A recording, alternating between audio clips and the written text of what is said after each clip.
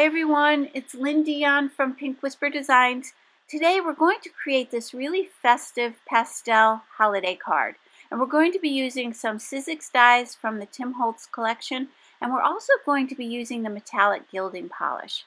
So if you guys have been following along with some of my videos on the metallic gilding polish, I think you'll enjoy this one. And I will link some others down below for you if you're interested in taking a look at those. Let's get started by creating the first layer of background. I'm going to use the citrus green gilding polish and I'm going to apply it all over this panel. Now I am grabbing that ink with that applicator tool that comes with the product, and I'm going to just pat a little bit of the excess onto a Ranger craft mat. I'm just trying to take off any lumps. You can try to do that by scraping the side of the jar. I like to also go to the craft mat and just kind of make sure it's blending nicely before I go to my cardstock.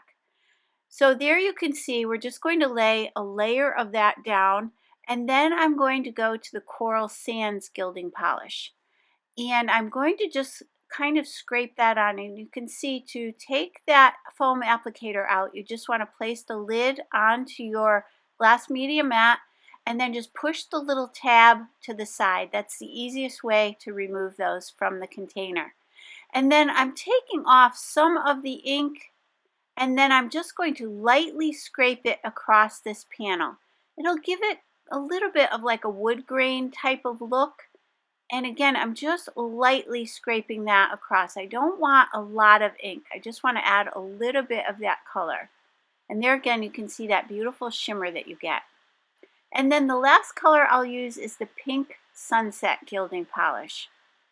So let's go ahead and grab some of that. Again, I just like to pat a little bit of that excess off. I want this applicator to be fairly dry, and I'm just going to scrape that across the paper. I want those kind of like streaks and that kind of grainy look to it.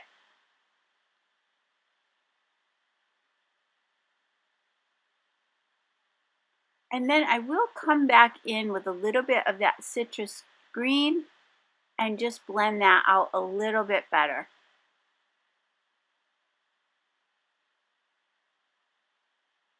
Now if you do find that your inks are a little bit dry, you can always just squirt a little bit of water in the container, and you do want to do that before you put them away. It'll keep them nice and moist until you go to use them again. Now I've got this beautiful embossing folder. This is the Texture Fades embossing folder from Holtz, and this is part of the Vault series. I will list this down, all the products down below for you, as well as this embossing folder. If this particular one isn't available, I will try to list something similar for you. And then I'm going to take that citrus green, again patting off some of that excess ink onto my craft mat and just lightly brushing that over the high spots on this embossing. And these 3D texture fades are just beautiful. You get a lot of dimension and a lot of depth to these. So it's really easy just to kind of stay on top of that embossed area. So I went to the Coral Sands, and then I'm going back to the pink sunset. This one was a little bit drier, so I'm just going to really kind of just dry brush that right on top of those other two colors. Now you can keep going back over these if you want, just adding more color here and there or darkening things up, but I'm just going to again apply a light application, and you can see how pretty that is. Now I did want to spatter this.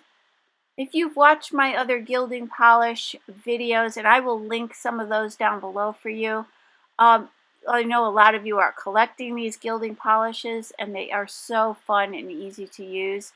But what I like to do, just in case some of that ink got down into those lower areas of my embossed panel, I like to just place a little bit of the ink onto my glass media mat or onto my craft mat, and then I just add a little bit of water from my distress sprayer, and then with a small paintbrush I'm just going to spatter these panels, and that'll just bring everything together. And then if you did have a little ink down in those lower areas, it just hides everything and brings a lot more interest to this panel.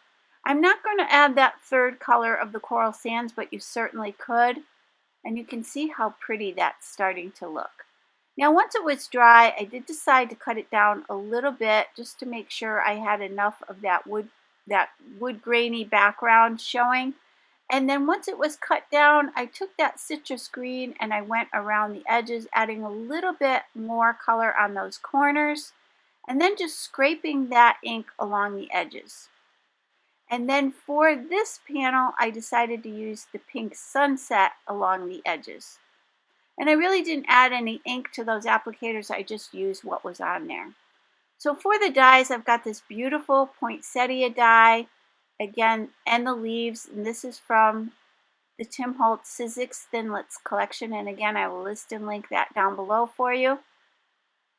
And I'm going to create two panels for the solid leaves and the solid flower. And I'm just going to apply that ink, the citrus green, directly onto this little piece of cardstock. And I'm using the Strathmore Bristol Smooth 100-pound cardstock because it is really smooth and easy to blend. So I'll just add that ink, and then let's go ahead and do the flower panel, and I'm going to use that coral sands. So I was building this card as I was going. So some of this coloring of these pieces of paper could be done all at one time, but since I was kind of building it as I went, I did each section separately. So now I've got those dies. I'm just checking to make sure that paper is dry. If not, you can always hit it with your heat tool for a second or two, and then I'll run those through. So I've got the basic flower and leaves, and now there's these beautiful overlays that will go over top of these. So let's go ahead and create some colored panels for those. Now for the overlay leaf, I'm going to use that same citrus green. But if you have a darker green in the metallic gilding polishes, you might want to use that just for a little bit of contrast. But I just had the citrus green, so I went ahead and used that. And then I'm going to grab the pink sunset for the detailed overlay on the poinsettia. And again, this one was a little drier, so I am making sure I pat that onto my mat first, just to kind of get rid of any of those little chunks that might be stuck on there. And then I'm going to go back to that technique we used before and just scrape a little bit of that coral sands right over the top. And I'll do the same thing for this citrus green panel as well. And that, again, just adds a little bit more interest to these. So for the overlay, we'll have a little bit of that coral sands color mixed in, whereas for the underlay piece of the leaf, it will just be the solid citrus green. And I just wanted to mention that I like to make sure I clean off the glass lid or the glass around the edges really well before I put the lid back on. And then I like to take my foam applicators to the sink and rinse those out really well when I'm done. And then once they're dry, I can put everything back together. So let's run these two pieces through, and you'll see the beautiful detail we get on this overlay piece.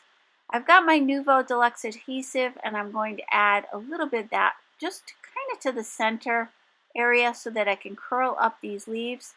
Once you put this metallic gilding polish on your cardstock, it really makes the cardstock kind of bendable and flexible. It's really, really nice the way it allows you to mold and shape your leaves and any of your other die cuts. So let's lay this piece over. Again, I'm not attaching the whole thing, just sort of towards the tips of those leaves. And then again, I'm going to create another panel. So here's, as I mentioned earlier, you could have created all these panels at once, but I wasn't quite sure which direction I was going to go. I've got the Merry and Bright Holtz Sizzix Thinlits die set. I'm going to run that through on that pink sunset cardstock. And again, I'm going back to the coral sands and just scraping some of that color right along the top. And you'll really see how pretty this is. It really gives a lot of interest to this sentiment. And I'm just using the ink that was left on there. I didn't add any additional ink to that.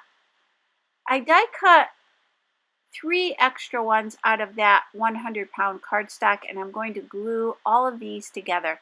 So that will give me a nice thick sentiment embellishment for the card. I thought I would build up a few layers because we already have that embossing, so I wanted this to stand out as well. Now I did emboss another panel on some white cardstock, and I'm going to add this to the front of the card. So this will be about 1 1/4 inches, and then it'll be just as wide as that panel that's already embossed. So just as wide as that panel, although I did play around with it a little bit. I was trying to decide if it should go all the way across these 2 panels. I'm adding some glue to that.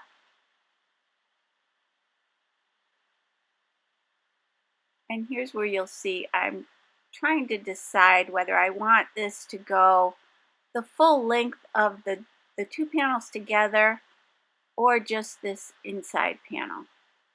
I'm going to go with just the inside, and the reason I'm doing this is I just want a little place to put that poinsettia so it's not floating around on the card. It's grounded in some way. So I thought this would be an interesting way just to ground that a little bit. I'm going to attach this, and I'm just going to raise it up from the bottom of that embossed panel by maybe about 3/4 of an inch. Let's go ahead and assemble the flower. I'll place just a little glue on the center of that flower and attach it to the leaves. And then I can play around with those a little bit and just get them adjusted just the way I want them to be. And then I'll attach this to the card. But here's where I wanted to show you that you can easily curl up these little petals. Because of that gilding polish, it gives it a really nice texture and allows you to manipulate these leaves and petals really easily. So that just adds some more dimension, and you can do that again later once the card is complete. And I'm going to add a little bit of glue and then attach that to that white section. And again, I think that grounds it nicely. Let's go ahead and add the sentiment up towards the top, and I'm going to turn it on a little bit of an angle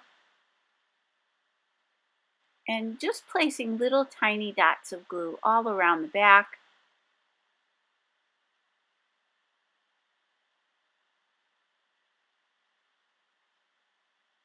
We can set that aside to dry. And then for the card base, I've got a standard A2 size card. So this measures 4 1/4 by 11 inches, and I'm scoring it at 5 1/2 inches. So this will be an A2 size top folding card. Let's go ahead and attach this all together. And we'll have that little white border around the edges as well, which will coordinate nicely with that little white band that we put on the front of the card. So here you can see I can kind of play around with those petals a little bit more and add a little bit more dimension to those. And then I thought for the center of the poinsettia, rather than die cutting some little circles or dots, I thought I would just add some little gems. And you can see I couldn't decide off to the left there. I had a ton of them out. Again, I will list some down below for you. And if this one isn't available, I will list one that's very similar. And I'm just going to take the smallest ones and place them right in those little openings. I'm using my Marvy jewel picker to pick those up.